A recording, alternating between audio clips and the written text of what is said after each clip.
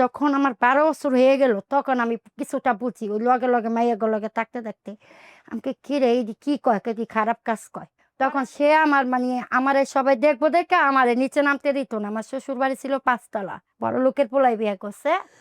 আমার আপনারা মাফ করে দিবেন, যারা খারাপ কাজ করে তাদেরকে কখনো ঘৃণা করবেন না, কিন্তু তারা এমনিতেই ঘৃণা কিনা জীবন গেছে। আপনি আমার এই অনুষ্ঠানে কেন আসলেন, কিভাবে আসলেন? আসসালামু আলাইকুম প্রিয় দর্শক এবং শ্রোতা, আপনাদের সবাইকে আমন্ত্রণ জানাচ্ছি লাইফের একটি এপিসোডে। যারা এই অনুষ্ঠানগুলোতে আসতে চান নিজের জীবনের গল্প নিয়ে, এবং যদি মনে করেন আপনার গল্প থেকে হাজার লাখো মানুষকে কিছু না কিছু মেসেজ দেবার আছে, তাহলে আপনি আমাদের সঙ্গে যোগাযোগ করবেন। আমাদের যে ফোন নাম্বারটা দেখতে পাচ্ছেন স্ক্রিনে, 09639887777 এই নাম্বারে। এছাড়া আমাদের যে মেল অ্যাড্রেসটা আছে sharemystory24@gmail.com, এখানে আপনি চাইলে মেইলও করতে পারেন। তবে অবশ্যই আপনার ফোন নাম্বারটা দিতে ভুল করবেন না। নাম কি আপনার? আমি এখানে নামটা গোপন রাখছি, নাম হইছে আমি দিছি লাখি। আমার মা সবসময় এই মেসে কাজ করতো, কাজ করার পর কি করতো যে গরম বাতাস না ওইটা আমার ভাইরে দিত আর পানি ভাত আমাকে দিত। তো একদিন আমার খালাই বলে কি তুই ওরে খালি পানি ভাত দেসকে, কয় আমার পোলা যদি খায়া থাকে তাহলে থাক, খাইবো না খাইলে নেই। বাবা কই আপনার? আমার বাবা মারা গেছে আর আগে। ও আচ্ছা। আমার মার এটা দ্বিতীয় পোলা, মানে দ্বিতীয় পাশের ঘরের ছেলে এটা আর কি, আমার ভাই। ওইখান থেকে 7 বছর যখন আমার বয়স তখন আমার মা মারা যায়। আমার নানা নানি আমাদেরকে রাখে। যখন বয়স আস্তে আস্তে একটু ইয়েতেছে তখন আমার নানি একটা গার্মেন্টসে কাজ নেয়, 250 টাকা বেতন। তখন কইছে কি ভাতটা তুই নিয়ে দিয়ে আইস। তো আমি ভাত নিয়ে যাইতাম আইতাম, ভালো একটা কাপড় ছিল না, যে গার্মেন্টসে জুটা কাপড় আছে না, জুট কাপড় টুকরা কাপড়, এটা দিয়ে একটা জামা বানাইয়া দিচ্ছি।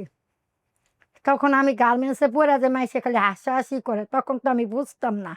খালারে জিগে খালাই জামা পিনলে মানুষ হাসে কে, কারে পোকা এটা তো 7 তালিয়ালা জামা, এর জন্য মাইসে হাসে। আস্তে আস্তে বড় হইতেছি, তখন গার্মেন্টসের চাকরিটা আমার নানি চলে যায় তখন আমার নানি একটা মুড়ির মোয়া বানায় হাতে। আমি ওইখানেও যাই, হ্যাঁ লগে লগে যাই, বাইকারে কুলে কুলে নিয়ে যাই। দেখি হাতে ঠুসা পড়ে গেছে। বাসায় এসে পরে আমাকে তুমি এই কাজ করো না, আমার খুব কষ্ট লাগে, মানে ঠুয়া পড়ে গেছে। কয় না কাজ করলে তো করে খাওয়া করতো। আমার নানা আসছিল, মানে একটু বয়স্ক ছিল, তখন এক বাসায় আমার কাজে দেয়। বয়স কত তখন আপনার? 9:30 10 পরে এক বাসায় কাজে দেয়। আমি তো সারাদিন থাকতাম, বিকালে যেতাম কাজ কাজ, বাসায় যাইস না আজকে আমার আগে ঘুমা। তা উনার জামাই আসছে, উনার হাজবেন্ড। তখন আমি কেউ আমার উনার জামাই বিছনায় দিয়া উনি গিয়ে আর এক বিছনায় ঘুমায়। না আমি না চিক্কা বাক্কা করে আমি বাসা থেকে চলে আসছি। চলে আইসা কই কি কোন বাসায় দিছ, বেটা আমার শরীরে খালি হাত দেয়। খালা এবার গেছে, কয় এগুলো, কয় আরে শুটিং এ লাগাই দিন, আগে অভিজ্ঞতা করতে হইব। তা আমার নিয়ে গেছে। তখন আমি যাইতেছি, যাইতে যাইতে যাইতে পরে হল আছে না, কে নিয়ে গেছে আপনাকে? ওই যে যে মহিলার বাসায় কাজে দিছিল, যাই নাকি কি মানুষ এক লোক আমার পছন্দ করে, পছন্দ করার পর কয় তুমি তো কিছুই বোঝো না, তা তোমার আমি বিয়ে করব। দাম কিছু চলেন আমাদের বাসায়। আমার বাসায় গেছি পরে নানি আর আমার নানা আর আমার খালায় রাজি না, বিয়া দিব না। পরে ওই লোকটা খুবই হাই, মানে খুবই পয়সা লাখ, দেখেন ও তো কিছুই বোঝে না, আর ওর চেহারা খুব সুন্দর, আর এই কাজে দিয়েন না। মানে লোকটারে চাটা অপমান করলো, আমি তার বুঝতাম না। পরে এলা আমার অভিজ্ঞতা হয়, হুম। মানে কিসের অভিজ্ঞতা? লোকে শোল টোল টিপে টাকা দেয় 500 600, যাই না আমার নানিরে দিয়ে দিতাম। এগুলো কি হলের মধ্যেই হয়? হ্যাঁ, হলের ভিতরে। হলের ভিতরে কি মানে ছবি দেখার সময় এরকম ঘটনা ঘটে নাকি তখন হল? তো হলে 20 25টা, হ্যাঁ হলে মানে একটা সিট, মানে 2 টিকিটের এ নাম্বারের সিট নিলে, মানে টাকা বেশি দিয়ে পিছনে দিলে মানে শরীরে হাত টাত দিয়া 500 600 টাকা দেয়। আচ্ছা, এই অভিজ্ঞতা আগে আপনার? এরকম ছিল, 500 1000 টাকা দিত। পরে হলো আমি একদিন কই কি বাসায় এসে আমাকে কি কি কাজ করে খালি চলে ধরে আর টাকা দেয়। আমার খালাই উঠে আমার অনেক মারলো। মারলো মা- কেন? মানে আমি মাইসের তো কই এমন কাজ দিছে, আমার খালি চলে ধরে। ও মানে আপনার খালা চাইতেছে আপনি কাজটা করেন, কিন্তু হ্যাঁ, কারো কিছু কিছু বলবেন না। না এলাই কথা কওয়ার পর আমারে বাড়ি মারছে, ফিরি দিয়া। আচ্ছা, এ দাগ আছে এখনো, হ্যাঁ। ফিরিটা বাড়ি মারছে গোলাম মাইসে তো কসকে। যখন আমার 12 বছর হয়ে গেল তখন আমি কিছুটা বুঝি, ওই লগে লগে মাইয়া লগে থাকতে থাকতে আমাকে কি রে এই যে কি কয় কি খারাপ কাজ কয়। পরে আমি আর কিছু কইনি, আমার মানে মাইনা নিছি। যখন আমার 12 বছর তখন আমি রাস্তা দিয়ে হাইটা যাইতাছি, কয় এই শুন আমাকে কি, তুই তো কিছু জানোস না, তোর একটা কথা বলবো। আমাকে কি বলেন? এই এলাকার মানুষ আমাকে কি কর, তোর মাই হ্যাঁ, তখন তো আমি বুঝতাম না। আমাকে কয়, "তোর মা তো অনেক সুন্দর ছিল, তা মুসলমানের কাছে" মানে এইসব মানে নানান টানান কথা কয়। তো একদিন আমি প্রশ্ন করি আমার নানিরে, "তোমরা বলো এ দিল মাইর, মানে আরো মাইর, মাইরের উপরে মাইর। মাইরের আর শেষ নাই আমার।" না কিন্তু উনারা যে ধর্মের ছিল সেটা হলে তো বোঝার কথা। ঘরের মধ্যে এগুলো কোনো কিছু ছিল না? বুঝি নাই। পরে যখন আমার বয়স মানে এখন আমার মানে আমি বুঝতাছি যে আস্তে, আস্তে তারপরে আমি কই কি এক লোকে আমারে ভাড়া করলো। কারা থাকবো? ওই সেরির যেই সেরি আমার লগে মানে চালাক বানাইছে। ওই সেরি আমারে কইলো কি, আমিও যাম। আমি কই ঠিক আছে তুমি গেলে তো আমার ভালো হয়। আমি তো চিনি জানি না। না আমারে নিয়ে গেছে। নিয়ে যাওয়ার পর উনি তো আমার সাথে আমি কি কমু ভাই এটা লজ্জার কোনো কথা না। মানে সে মানে আমি যাইতে চাই না সে জিনিসটা। সে আমারে জোর কইরা গেছে। যাওয়ার পর সকালবেলা রক্ত দিয়ে পিন দিয়ে ভইরা গেছে। ভইরা যাওয়ার পর আমারে মাইর। কয় আমি কে বিচার দিমু তোর খালার কাছে। দিয়ে মাইর। মাইরা লোকেরে কি করছে? কয় ৫,০০০ কই আনছস? ১০,০০০ টাকা দিবি। ওই মহিলা। আমি কই হ্যাঁ, এইডা কি করো? মানে ব্ল্যাকমেইল করতাছে মানে বেটারে ঠেকাইতাছে। এই মাইয়াও শুকাইয়া গেছে, মাইয়ারে অসুস্থ বানাইয়া লাইছো। মানে টাকা লইব বেশি কইরা। হ্যাঁ, বেটা তো পায়ে ধরে, হাতে ধরে মান সম্মানের ব্যাপার। না আমি কই কি, তুমি এটা কি কাজ করতাছো? বললাম বেটারে জুতা লয়, বেটারে আলমারিতে কাপড় লয়, কেমন খারাপ। বেটা ১০,০০০ টাকাই দিছে। দিয়া কয় কি এই মাইয়াটা কিছুই বুঝে নাই। মাইয়ার লাইফটা তুমি শেষ কইরা দিও না। ওই ভদ্রলোকটা বলতাছে ওই উনি। ভালো জায়গায় একটা কাজে দিয়া দাও। মেয়ের চেহারাটা খুব সুন্দর। পরে আমি আইছি বাসায়। আইছি পরে নানি কয়, "কি হইছে?" আমি কই, "কি হইছে মানে?" আমি আর কিছু কই না। ওহন যা কয় তুই কইতাছে। কে এমন, এমন তো আপনার নাতি টাকা কয় টাকা দিছে না দিছে আমি জানি না। মানে এখানে আমার একটা এই মাইর। ওই অসুস্থর পর আমি আর কাজে যাই না। আমি কই, "না।" আমি ওই লোকটা আমার হাতে ধইরা বলছে, "তুমি আর এই কাজ কইরো না। বোন তুমি কাগজ ঠুকাইয়া খাইও।" পড়ালে আমি কইছি কি, "ঠিক আছে।" আমি কই, "না আমি এই কাজে যাবো না।" বেচারা কাপড়-চোপড় খোলায় হেলায় ন্যাংটা করে। তো পাশে এক খালা ছিল। এখন টিনের ঘর তো। তখন ওই খালা আইসা কইছে, কয়, "কিরে ছেলেরে তুই কি খারাপ পথে নামাইয়া দিলি?" কয়, "বাঁচতে হইলে খারাপ কাজই করতে হইব নাহলে খাইব কই থেকে? ঢাকা শহর ভাড়া দিব কে? ওর বাপে আইয়া? আর বাইরে মানুষ করবো কে? ওর বাপে আইয়া?" মানে ওই বাড়ির লগত ঝগড়া। তো এমন করতে, করতে এখন আমি তো ২-৩ দিন যাই না। পরে এক লোক আমারে খুব খুঁজে আরকি। মানে সে আমারে কাজ-টাজ করে নাই। সে আমারে খুঁজে বিয়া করব। ওই লোকের বাড়ি হইছে বিক্রমপুর। তা সে যেদিনকে বিয়ে করবে সেদিন আমার একটা আংটি দিছে সোনার, একটা চেন দিছে, একজোড়া কানের দিছে। মার্কেট মানে অনেক ধরনের। কয় কি, "শোনো তোমারে যে আমি বিয়ে করুম, তোমারে যে হলের থেকে নিতেছি তুমি কখনো আমার ফ্যামিলির কাছে বইলো না। মানে এই লোকের সাথে আপনার হলে দেখা হইছে? হ্যাঁ, তোমার এমন একটা জায়গা আমি কইরা দিমু যাতে তোমার লাইফটা খারাইয়া যায়। কিন্তু তুমি কিছুই বুঝো না।" তখন তো সোনার দাম কম ছিল। চেন কিনা দিছে, কানের জিনিস কিনা দিছে, ভালো কাপড়-চোপড় কিনে দিছে। বিয়ে করবে। কে জানি গিয়া কইছে ওই বেটারে গিয়া এক অফিসে, কোন অফিস আমি জানি না যে জায়গায় বিয়ে করার কি। সে জায়গায় নিয়ে গেছে। নিয়ে যাওয়ার পরে ওই লোকেরে আমার খালায়, আমার নানায়, আমার নানি বেটার পিটা। কেন বিয়ে করতে আসছে সে? হ্যাঁ, পিটান। ওখানে বেটা ভয় পাইয়া গেছে। বেটা মান সম্মানের ভয়। ওইখান থেকে টাইনা মাইনা আমারে ছেঁচড়ায় লইছে। আমি যামু না, আমি এর লগে যামুগা।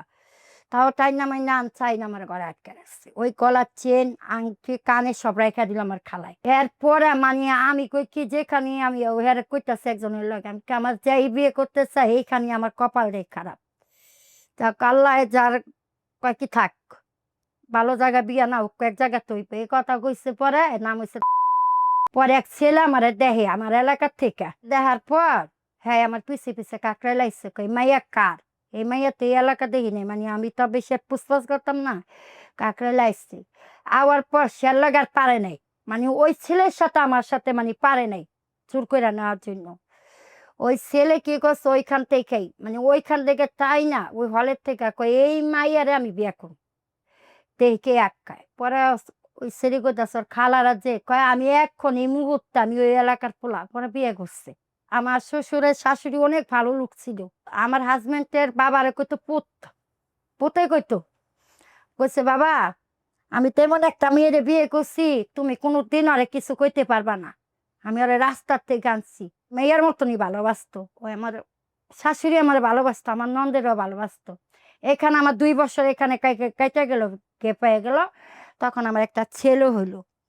ছেলে হওয়ার পর তখন সে আমার মানে আমারে সবাই দেখবো দেখে আমারে নিচে নামতে দিত না। আমার শ্বশুর বাড়ি ছিল ৫ তলা, বড় লোকের পোলাই বিয়ে করছে। আমারে কোথাও নিয়েও যেত না, মানে আমারে বলতো কি যে যা লাগে আমি তুমি বলবা, আমি তুমি নিচে নামবা না। সবাই জিজ্ঞেস করতো আপনার বউ বলে সুন্দর, কিন্তু হ্যাঁ তো বলতে পারতো না যে আমি কাকরাইল থেকে আনছি। এটা তো এলাকার ভিত্তিতে কওয়া যায় না। স্বামী কি করতো? স্বামীও সেরকম ভালো ছিল না। না না, কি করতো? মানে কি করতো, মানুষের মারাধরি করতো, এখান থেকে টাকা উঠাইতো, এখান থেকে চাঁদাবাজ ছিল আর কি। চাঁদাবাজ। এটা আমার কপাল খারাপ। যাই হোক, তারপর? এমন করতে করতে আমার ছেলেটা মানে 1 বছর হইলো, অনেক পরে বাসায় গিয়ে ডাকাতি করছে। আপনার স্বামী? হ্যাঁ, অনেক জিনিস নিয়ে আইছে, মানে সোনা গয়না সব নিয়ে আইয়া ঘরে মানে পাটমন্ড করতেছে। আবার কি ৫ তলা বাড়ি তার? হ্যাঁ, তখন আমি কই কি এগুলা কই থেকে আনছো? কয় তুমি চুপ থাকো, তুমি ওই ঘরে যাও। পরে আমার শ্বশুরে ডাক দিচ্ছে যে কারে জানি জব কইরা এই যে এগুলা নিয়ে আইছে আপনার পোলায়। পরে কয় কি তুমি এত কথা কাউকে, মানে আমার শ্বশুরে আবার এই কথাটা কইছে। কওয়ার পর না আমার খুব মাইতে লেগে গেল গা, যে এগুলা কি মানুষে মাইরা ধরে এগুলা নিয়ে আসে। পরে 1 সপ্তাহ পর কারা জানি ডাকায় নিয়া মানে ইটা দিয়া ছেঁচা মাইরা লাইছে। আপনার স্বামীরে? হ্যাঁ, পুলিশ আমারে জিজ্ঞেস করে জিনিসগুলা কোথায়। আমারে তো বেড়া কইছে যে জিনিসগুলো ওইখানে ওইখানে। আমি কইতে যাই, আমার ননাসে কইতে দেয় না। বাসায় এসে লাশ নিয়ে পরের দিন আসছে ওরা মেডিকেল থেকে পোস্টমর্টম করবো নাকি কাটবো, এখান থেকে নিয়ে আসছে। নিয়ে আসার পর আমি আগে ওরা লাশ লুয়ে লাগাইছে, আমি রুমে গেছি। রুমে গিয়া মানে টাকাগুলা আর জিনিসগুলা আমি মানে একটা নুমাল টুমালে পেঁচাইয়া আমি নিচে নামছি বাবুরে নিয়ে। পরে আমার একজনে কইতাছে, কয় ভাবি আপনি কি থাকবেন না এই বাসায়? আমি কই কি থাকুম, দেখি কি করে। তখন আমার নানির কাছে আমি জিনিসগুলা দিয়া দিই। 5 ভরির উপরে সোনা ছিল, 5-6 ভরির উপরে ছিল, আর টাকাটাও দিয়া দিই। তা আমার মনে তো দুঃখ দা নেই। দিয়া দেওয়ার পরে একদিন পরে এটা মানে খোঁজ হয়েছে, কিছুই রেখা যায় নাই। আমার শ্বশুরে মানে আবি যাবি খুঁজতেছে। আমাকে কি না, আমি তো জানি না বাবা, আমি আর কি করলাম, আমি তো জানি না। তো আমার মেডিকেলে কইছে যে এই জিনিসগুলা কারা হাতে দিস না, এটা তো নিরাপদ ভবিষ্যৎ। 1 সপ্তাহ পরে বাসায় আইছি, আমার নানিরা কই জিনিসগুলো দাও আর টাকাগুলো, কয় তোর লেগে জায়গা রাখছি, চিন্তা করিস না। আর এই টাকার কথা জিনিসের কথা কাউরে কইস না। এখন আমি চলুম কেমন, আমি খামো কই থেকে, এই আবার রাস্তার জগতে নামাইয়া দিল। এই কাকরাইল আবার আসি, এখন তো চালাক হয়ে গেছি। এখন আসি আসি আসি আসি পরে ওই যে বিক্রমপুরে যে লোক, সেই লোক আবার আমারে খুঁজে খুঁজে পায় না। ওই বিক্রমপুরের লোক আবারও দেখা হয়েছে। হওয়ার পর কয় কি তুমি কি এখনো বিয়ে বসবা? আমাকে আমার তো একটা ছেলে হয়েছে। কয় আমি শুনছি, মেয়ের কাছ থেকে শুনছি। কয় আমি ছেলে সুদ্ধাই নিমো, তুমি চলে আসো। ঠিক আছে, আমি এই কাপড় চোপড় নিয়ে একটা নিয়ে চলে আসবো। 2011 সালে একটা ঘটনা হইলো, আমার আমার পাশে একটা মেয়ে হইলো। ও আবার বিয়ে করছেন বিক্রমপুরে? ওই বিক্রমপুরের লোকে না, পাশে ওই এলাকারই আমার, মানে আমার শ্বশুরে কয় আমি থাক তোর ভবিষ্যৎ করে দিয়া যাই। কেমন যেন একটা ভাই হয়, ভাইয়ের পোলার কাছে দিছে পরে হাতে ধরে আমার শ্বশুরে কইছে, লাইফটা নষ্ট করিস না, ওর একটু ডাল ভাত পারস হুম। খাওয়াই সারা আমার নাতি যারে তুই দেইস। হুম। এই ঘরে একটা মাইয়া হইলো, মাইয়া হওয়ার পর অহন ওই লোকে ধরে আমার মারে ধরে কিলায় গোতায়, আমি কাকরাইল দিয়ে কাম করে খাওয়ামু, এই করুম সেই করুম হ্যান তেন। আমাকে আমি বিয়ে বইছি কি রাস্তায় যাওয়ার জন্য? হুম। আমার শাশুড়ি আমার মাথা ফাটায় ফেলায়। আমি ওইখান থেকে চলে আসি 2006 সালে। আমার 3 মাসের বাচ্চা, আমার পেটে বাচ্চা নিয়ে আমি চলে আসি। 3 দিনের বাচ্চা রেখে আমি এই যে আবার রাস্তা জগতে কাজ করি। রাস্তার জগৎ মানে আপনারা বুঝতেই পারছেন। এই জি। রাস্তার জগৎ আবার আমার বাই করে দিছে। এখন রাস্তায় যা আসি আমি তো কাজ করতে পারি না, মানে আমার দুধ বায়া বায়া পইড়া যায়। কাজ করার পর কোন রকম 500 টাকা লইয়া জায়গা, মানে আমার বাচ্চাটারে বাঁচানোর লেগা যে বাইরে আমি পড়াশোনা করাইলাম, মেট্রিক পরীক্ষা দেওয়াইলাম, সেই ভাই আমার এক পা চিনি দিয়েও জিজ্ঞেস করে না। চা কেমন করতে করতে মুদা মাইয়ারা খায়, মুদা ট্যাবলেট আমিও খাইছি। খাইতে খাইতে আমার এগুলো অসুস্থ, মোটা হওয়ার ট্যাবলেট খেতেন কেন? মানে মুদা যে ট্যাবলেট খালি একটু সাইজ তো ফুলে এক টুলে আর কি, কি জানি ইনফিনিশন হয়ে গেছে। তখন আবার ইনফেকশন। খাইছি মোটা ট্যাবলেট। এখন তো আমার বাঁচার কোনো পথ নাই, এমন অবস্থা খারাপ, মানে কর কথা না, ব্লাড বন্ধ হয় না। পরে আমার ভাই আমার নানিরে জিজ্ঞেস করে কি হয়েছে, না করলেও বুঝা গেছে। তারপর আমার ধরাধরি করে ঢাকা মেডিকেল নিয়ে যায়। আমার 12 লাখ টাকা সঞ্চয় ছিল, ঢাকা মেডিকেল লইয়া যায়। ঢাকা মেডিকেল নেওয়ার পরে ওইখান থেকে নাম একদিন রাইখা নাম কাইটা দেয়, নিয়ে যায় মিরফুটে। আমার রাখবো না, আমার অবস্থা অনেক খারাপ। যাকে এক লোকে আবার আমার বাইরে চিনে, আমার বাইরে বন্ধু, হুম। সে হাতে পায়ে ধরে এখানে ভর্তি করায়। ভর্তি করানোর পর আমার তো সব শেষ, 12 লাখ টাকা। হুম। এখানটা কি করলো না করলো জানি না। আমার এই যে কেমো আছে না ভাইয়া, কেমোটা মানে তোলারা লেগে নষ্ট হয়ে গেছে। আমার ভাই ওইখানে গিয়ে আমি অসুস্থ, আমার জুতা দিয়ে ফিরাইতাছে। কেন? ওই যে কেমোটা নষ্ট হয়ে গেছে। কেনলা?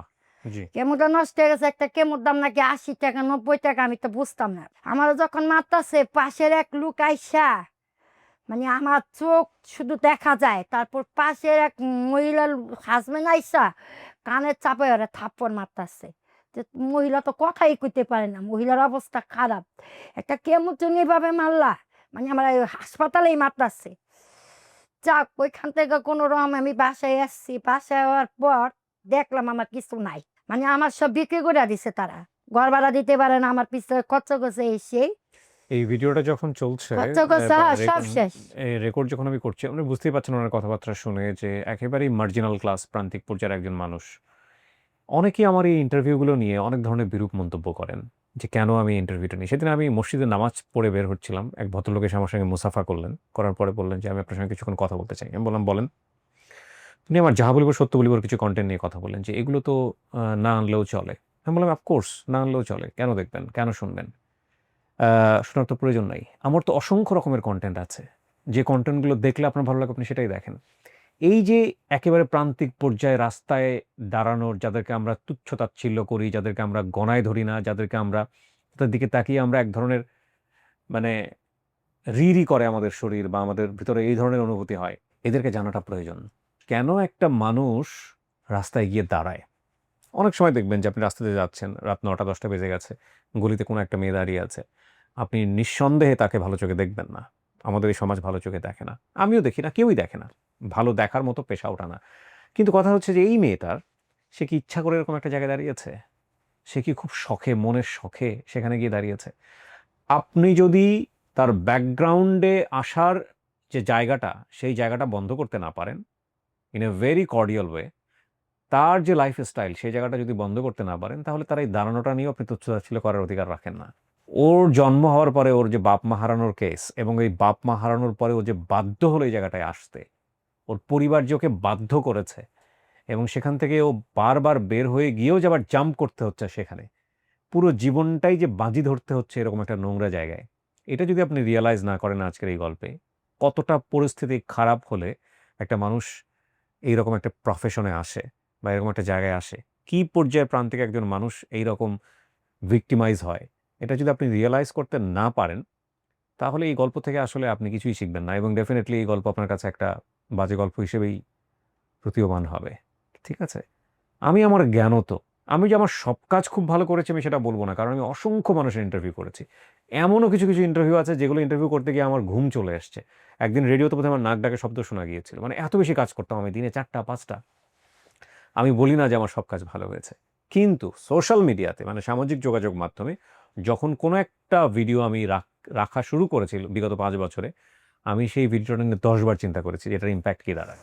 আমার সোশ্যাল মিডিয়ার যে কোনো কাজ নিয়ে যদি কেউ আমার সামনে সমালোচনা করতে আসে, সেটার একটা উত্তর আমার দেওয়ার জন্যে আমার যোগ্যতা বা আমার কাজের কোয়ালিটি, আমি সেই জায়গাটায় একটা বক্তব্য রাখার সুযোগ রাখতে পারবো। কিন্তু আমার রেডিও সব কাজ না, ডেফিনিটলি। সব কাজই যে একদম আপ টু দ্য মার্ক হয়েছে সেটা আমি বলব না।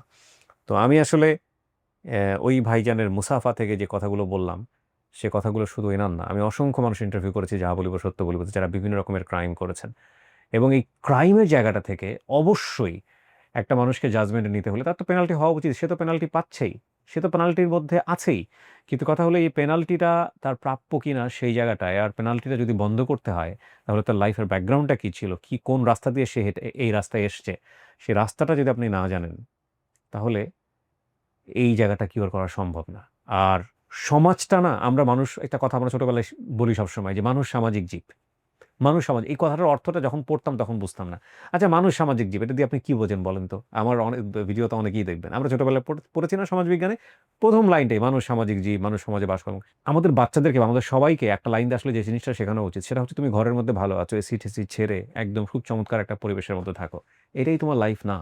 কারণ ঘর থেকে তোমাকে বের হতে হবে। এবং নট অনলি দ্যাট, ঘর থেকে বের হওয়ার পরে যে রাস্তায় তুমি যাবা, যে দোকানে তুমি যাবা, যে পরিবেশে তুমি মিশবা, এটাও শুধু তোমার পরিবেশ না। তুমি যে পুরা দেশটার মধ্যে থাকো, ওইটাও তোমার ঘরের মধ্যে আসা, বের হওয়া, সমস্ত কিছু তোমার লাইফের উপর ইম্প্যাক্ট করে। এই যে এই মানুষগুলোকে দেখলে আমরা যে রি করি বা নাক সিটকাই, এরা আমাদের সমাজের অংশ। এবং এদেরকে বাদ দিয়ে সমাজ ভালো থাকবে না। ঠিক আছে? সুতরাং ওদেরকে যদি আমরা ভালো জীবন দিতে না পারি, আমাদের সমাজে আমাদেরও ভালো থাকার সুযোগ নাই। সেই অর্থে মানুষ সামাজিক জীব। ওকে? যাই হোক, আমি আসলে এক প্রসঙ্গ থেকে অনেক বড় কথা বলে ফেললাম। আমি হয়তো কথাগুলো অনেক লাস্টে বলতাম, বাট এই ফিলিংসটা আমার বারবার হচ্ছিল ওনার কথা শোনার পরে। অনেকগুলো লাইন আছে, শব্দ আছে যে কথাগুলো আমাদেরকে কাইন্ড অফ চপেটাঘাতের মতো। ওনার ফেসটা এখানে দেখানো যাচ্ছে না, ওনার ফেসটা ব্লার করে রাখা হয়েছে। কিন্তু উনি যে কথাগুলো বলছেন, আমি বিশ্বাস করি এই সমাজে এরকম অসংখ্য মানুষ আছে, হাজার হাজার নারী আছেন যারা রাস্তায় দাঁড়ান, সুযোগ বুঝে, পরিস্থিতি বুঝে তাদের গল্পের প্রতিনিধিত্ব করছেন উনি আজকে এখানে। জি বলেন, আপনার তারপরে কি ভাইয়া হইলো? হুম। পরে এবং যখন উনি বলছেন, ওনার তো ব্লার করা ফেস, ওনার চোখ দিয়ে টপ টপ করে পানি পড়ছে, যেটা আপনারা দেখতে পাচ্ছেন না। জি। পরে হুম। যাক মাইয়েরও খাড়া করাইলাম, পোলারও খাড়া করাইলাম, মেট্রিক পরীক্ষা দিছে। আচ্ছা, আচ্ছা, হ্যাঁ। এখন মনে করেন 2023 সালে হুম, আমার মেয়েটারে আমার ভাই দাওয়াত দিছে, আসছে। হুম, আমারে দাওয়াত দেয় নাই। পরে আমার মেয়ে বাসায় গেছে, আমি বলছি আমারে তো দাওয়াত দেয় নাই, তোমারে দাওয়াত দিস, তুমি গেছে কেন? আমার হুম। মাইয়ায় আমারে জুতা দিয়া পিটাইতে পিটাইতে 6 তালাকতে নামাইছে। কেন? আপনার মেয়ের বয়স কত আমি তখন? খালি এই কথাটা বলছি ভাইয়া, আবার পিটাইতে পিটাইতে উপরে নিচ্ছি। ভাড়াইটারা তাকায় রয়েছে যে মার গায়ে কেমন তোলে। মেয়ের বয়স কত তখন? মেয়ের বয়সে যে 20 চলতেছে। বিয়ে দিয়েছেন মেয়ে তখন? না না। বিয়ে দেয় নাই। মেয়ে যখন আপনার সাথে এরকম আচরণ করতেছে, হ্যাঁ। তখন কি মেয়ে নিজের ইনকাম নিজে করে? না না, আপনি চালান মেয়েরে? তখন আমি চালাই, 2023 সাল থেকে আমি চালাই। আপনি চালান, তারপরও আপনার গায়ে হাত তুলছে? হ্যাঁ, এখন আমার চলতেছে, আমার টাকা দিয়ে চলতেছে। আমি যেরকম তার চেয়ে ডবল আমার মেয়ে। আমার ছেলেটা হয়েছে আগের ঘরে, কিন্তু ওরা দুই ভাই বোন যে দুই ঘরে এটা এখনো জানে না। তখন বাড়িওয়ালা উঠে কইলো এত কোনো অপরাধ আমি দেখি না, সে মা জিজ্ঞেস করতে পারে। বাড়িওয়ালা কয় চুপ থাকেন, আপনি বেশি কথা বলবেন না, আপনি আমাদের ব্যাপারে আসেন কেন? পোলায় রাত্রে আসছে, আসার পর কইলাম আমার লাঠি দিয়ে খাদের থেকে নামাইয়া দিল এই মাইয়ায়। নামাইয়া দেওয়ার পর আমার ছেলেরে বললাম যে না, এই ঘরে আর আমি থাকুম না। আমার ছেলেকে তুই মায়ের মারছসকে। ছেলে তার বড় ভাইয়ের গায়ে বোনের গায়ে হাত তুলতে পারে না, মানে খোদাখুদি করছে। আপনার এই যে এই ডিসেম্বর মাসে এই একই ঘটনা, আমার মেয়ে প্রেম করতে গিয়া তখন মানে সেলসম্যানের কাছে নিছে, টাচ মোবাইল চালায়, এর সাথে প্রেম করে। মানে ছেলে বুঝি মোবাইল কিনা দিছে, আমি তো জামুই না। আমার বাইরে ফোন দিছে, আমার গলার ভিতরে লইছে ছুরি, যে তুই ছাড়ার বাসায় যাবি, তোরে ছাড়া বিয়া দিব না। মানে এমন ভাবে ছুরি ধরছে, আমি তো ফ্লাইট বাসা, আমি তো কাউরে ডাক্তার কইতেও পারি না যে আমার বাঁচান কি আমার ধরে। আমি তো ডরে কিছু কই নাম কইছি যা। তো ওই আবার কোজানি গেছে, আমার বাইরে ফোন দিচ্ছে। আমি তো যাইতে চাইছিলাম না, আমার গলার ভিতরে তো ছুরি ধরে। আমার তো কোন দিন জানি মাইরা ফালায়। কয় যাবি না কে? আমার বাইরটা কইতে যাবি না কে? ঠিক আছে আমি গেছি। আমার একটাই চিন্তা যে আমার যদি কাকেল দেখে, কাকেল দেখে। আমি এই ডরে কথা বলিনি, সব আয়োজন করে আমার সামনে আনছে। আনার পর আমার কইতাছে খান। আমার ভাইও খায় না, আমিও খাই না। তখন আমি বললাম কি, ছেলের সাথে যদি বিয়ে হয় আমি জীবনও মা তোমার আমি মাইনা নিব না। ওইখানেই বলছি। কয় কেন? আমি কি ছেলের দেখতে ভালো না? তুমি কি, তুমি দোস্ত কি? তোমার আমি লেখাপড়া শিখাইছি, আমি মেট্রিক পরীক্ষা দেওয়াইছি কষ্ট করে। আমি দোনো ছেলে মেয়েরা কষ্ট করে লেখাপড়া শিখাইছি, নিজে একটা মোরক্ষ দেখে ও ঘরে লেখাপড়া শিখাইছি। ও ঘরে লেখাপড়া শিখাইতে গিয়া কথায় কথায় আমার খোদা দিত তুই মোরক্ষ, মোরক্কর বাচ্চা। মানে ওইখানে একটু কি বলছি যে তুমি যদি ছেলের বিয়ে করো, ছেলে তোমার বিয়ে করবে, তোমার ছেলের গার্জিয়ান তো তোমার দেখাইছে, তুমি বিয়ে বলে বসতে পারো। আমি এর ভিতরে কিছু বলবো না, কেন আমি তো জানি ঘরের ভিতরে চুরি গিয়ে আমার মাইরা লাইবো, যে চুরিটা ধরছে। পরে বাসায় এসে মানে ছেলে দেখতে সেরকম সুন্দরী না, মানে একটা মানুষ কালো হইলো, ফেস কালিং আছে, তারপর একটা ডোয়াক আছে। তুমি কি, তুমি তো এরকম ছেলে একটা পাই, তুমি তো মোরক্ষ না। বাসায় এসে শুকায়নি। পরের দিন মানে স্যারা ফোন দিয়ে কইছে, কর পর আমার এই যে কি মাইকটা মারলো। আমার কয় কি তুমি কি ভালো কাজ করো? আর এরা কিন্তু জানে আমি বারে কাজ করি, আমি যে রাস্তায় কাজ করি এটা জানে না। আমি জানে বারে ঝাড়ু টাড়ু দেই, এ জানে। তুমি কি ভালো কাজ করো? তোমার তোমার কি এই ঘরের ফ্যামিলির থেকে আমার বিয়ে করব? পোলার সামনে কথাটা কইছে। পোলাই দিচ্ছে চাষ করে এক থাপ্পড়, যে সে যদি বাইরেও কাজ করে থাকে, দাম করে খাড়া করাইছে, মানুষ থেকে রাস্তায় টেন্ডি খায়, টুকায়া খায়, কি করে তো বুকের ভিতরে আগলায় রাখছি, সে তো আমাদেরকে ফালাইয়া যায় নাই। এ কথা কওয়ার পর আমি আর কিছু বলিনি। যাক, আমার পোলার সিঁড়ি থেকে পড়ে এদিনই তার একদিন পরে আমার পোলার পাটা ভেঙে গেল। এই যে বর্তমান সময় ছেলেটা আর মেয়েটা যা শুরু করছে, এখানে আমি থাকি, 3,500 টাকা ঘর ভাড়া দেই, বাজার চালাই। তারা 1 টাকা, এই যে রোজা গেছে ভাইয়া, আমি 10 টাকার ইফতারি কিনা খাইতে পারি নাই। 10 টাকার ইফতারি তারা আমারে খাওয়ায় নাই। তাদের কাছে কিন্তু টাকা আছে, কেন আমি তো রোজার মাসে বাইরে না, আমি তো ঘর ভাড়া দিতে পারি না, তো কাজ কাম নাই রাস্তায়, আমি অনেক কষ্ট করে আমি ঘর ভাড়াটা দিই। তো এক লোকে আমার কাছ থেকে 1 বছর আগে নাম্বার নিচ্ছে, নেওয়ার পর সে খালি আমার সাথে দেখা দেয় না, সে ঘর ভাড়ার জন্য 4 মাস ধরে 5 মাস ধরে আমার 2000 টাকা দেয়। কিন্তু তার আমি বলি নাই যে আমার ছেলে আছে, আমি তো একটু ভুলে গেছি। আমার 2018 সালে আমার নানি মারা যায়, আমার কাছে তখন ক্যাশও 4 লাখ টাকা ছিল। আমার নানি যখন পিছনে পড়ে থাকে, তখন আমি এটা সহ্য করতে পারিনি। এখানে গা হয়ে গেছে পিছনে, গা হওয়ার পরে এখানে ড্রেসিং করতে গেলি 500 টাকা নেয়, ড্রেসিং করতে গেলি 500 টাকা নেয়। আমার নানি আমার মাথায় হাত দিয়ে মানে হাঁকে মুখে তার চেহারাও তার টানে না। আমি তো ঘৃণা করতে পারি না, কিন্তু সে তো আমার আগলে রাখছে, এই চিন্তাটা করে আমি ঘুমুট কাছাই। ভাই তো বিয়া করে 2016 সালে আলাদা হয়ে গেছে। 2018 সালে আমার নানিটা মারা যায়। মারা যাইলে আমি বাইঙ্গা পড়ি। আমার শুধু একটাই চাওয়া, মানুষ এই মেসেজটা দেয়, মানুষে কোনোদিনে খারাপ কাজ করলে ঘৃণা করবেন না, তারা কিন্তু অনেক কষ্ট করে। ওরে আমি কারণে ঠকায় টাকা নেই নেই, তাদের মুখে দিকে চায় 10 টাকা নেই নেই পাইয়া জোর করে। তারা যদি আমার 2000 দিচ্ছে, আমি কইছি 100 টাকা গাড়ি ভাড়া দেন, 100 টাকায় নিয়েছি। যখন বাইরেদের সাথে কাজ করতে যেতাম, তারা কইতো এমক মেয়েরা 5,000 3,000 দেয়, তুমি তো 2,000 ঠিকই নিলে। আমি কোনোদিন কারোর ঠকাইতে পারি না, যদি আমি কারোর ঠকাই থাকি কোনোদিন আমার ক্ষমা করে দিবেন। আমি পাইতাইয়া করছি কাজটা, আমার ক্ষমা করে দিবেন আপনারা। আমি যদি কোনো ভুল করে থাকি, আমার যদি কোনোদিন আপনাদের কাছ থেকে জোর করে কোনো 10 টাকা নিয়ে থাকি, আমার আপনারা মাফ করে দিবেন। যারা খারাপ কাজ করে তাদেরকে কখনো ঘৃণা করবেন না, কিন্তু তারা এমনিতেই ঘৃণা কিনা জীবন গেছে।